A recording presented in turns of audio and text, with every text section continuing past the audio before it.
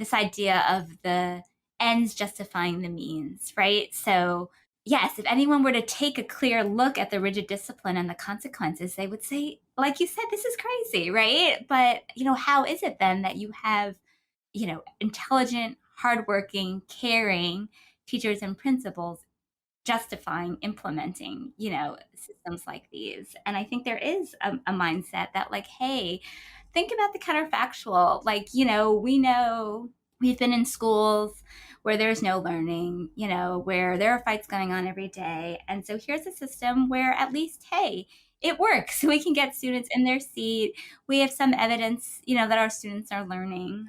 I think you can't, though, justify the means by the end. I think you need to think about, are there limits to the means? What are sort of really acceptable means? What do we think is appropriate for schools to do? Can they do anything in the name of equity and boosting standardized test scores, right? So I think that's really important to consider.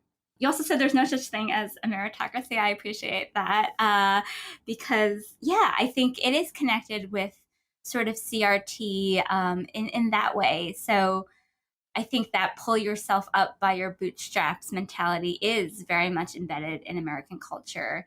And education is deeply tied to that American dream. So lots of parents, lots of immigrant parents, lots of probably low income parents, lots of parents in general will say, like, schooling, is your ticket to upward mobility. Schooling is your ticket to success. And there's something to be said for that as well. But I think what CRT is pushing is to ask us to carefully and critically think about, who's included in that American dream and who's excluded, both historically and currently. And I think part of, the pushback against CRT is, well, oh, if we say racism is endemic, then people are going to feel, like there's nothing they can do. But I think thinking about structural problems doesn't take away agency, right, of students or teachers.